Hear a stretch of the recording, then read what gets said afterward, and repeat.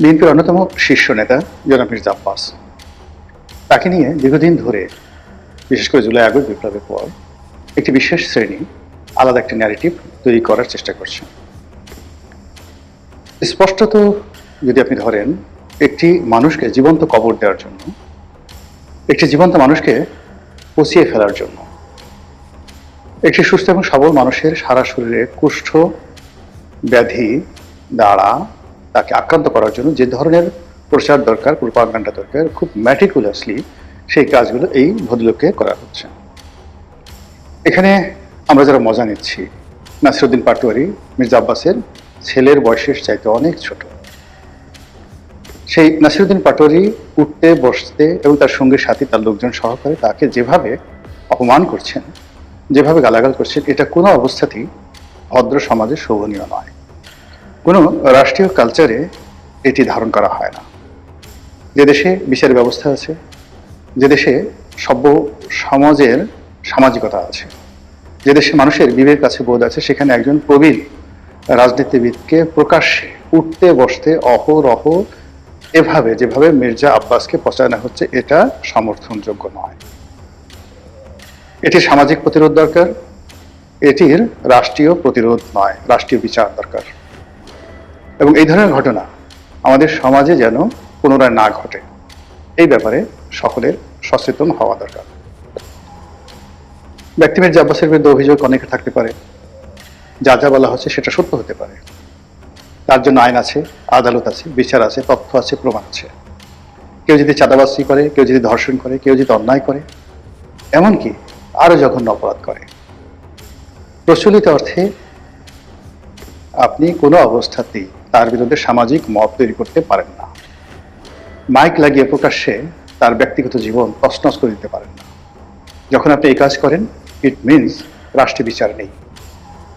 যদি মির্জা আব্বাস চাঁদাবাজ হয়ে থাকেন, চাঁদার টাকায় তিনি তার বিত্ত বিলাস বৈভব তৈরি করে থাকেন, সেই মির্জা আব্বাসের চাঁদা দিয়ে যদি বিএনপি চলে, আর এ ব্যাপারে যদি আপনি রাষ্ট্রের কোনো সাহায্য না পান, সহযোগিতা না পান, সেক্ষেত্রে আপনি বড়জোর প্রতিবাদ জানাতে পারেন, বিদ্রোহ করতে পারেন, বিপ্লব করতে পারেন, আন্দোলন করতে পারেন।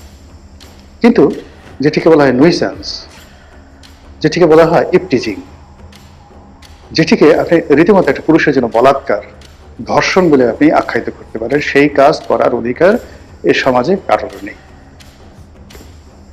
মির্জা আব্বাসের বিরুদ্ধে যারা লেগেছেন, মির্জা আব্বাসের যারা প্রতিদ্বন্দ্বী, তারা হয়তো খুব মজা পাচ্ছেন, মুচকি মুচকি হাসছেন যে ঢাকা শহরে দীর্ঘদিন আপনি আধিপত্য দেখিয়েছেন, দীর্ঘদিন আপনার ক্ষমতা ছিল, দাম্ভিকতা ছিল, এখন এই পরিস্থিতি আপনি বুঝেন কত ধানে কত চাল।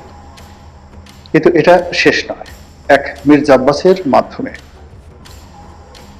বিএনপিকে হেয় করা হচ্ছে, এক মির্জা আব্বাসের মাধ্যমে পুরো বিএনপি রাজনীতিকে ধ্বংস করা হচ্ছে। মির্জা আব্বাসকে পচিয়ে দেওয়ার মাধ্যমে তারেক জিয়াকে টার্গেট করা হচ্ছে, তারেক রহমান সাহেবের পরিবারকে টার্গেট করা হচ্ছে।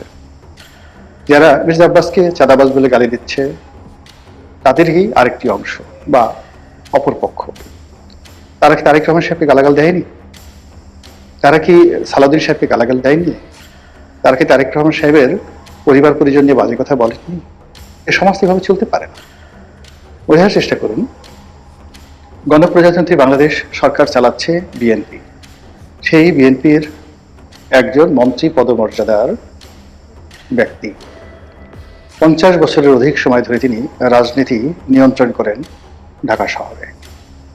বহুবার মন্ত্রী হয়েছেন, এমপি হয়েছেন, মেয়র হয়েছেন। তার এই জীবন সাহানে এসে তাকে যেভাবে পচানো হচ্ছে, আমি মনে করি বিএনপির অনেক কিছু করণীয় আছে। বিএনপি যদি সেই কাজটি না করে, বিএনপি ক্ষমতায় থাকতে পারবে না।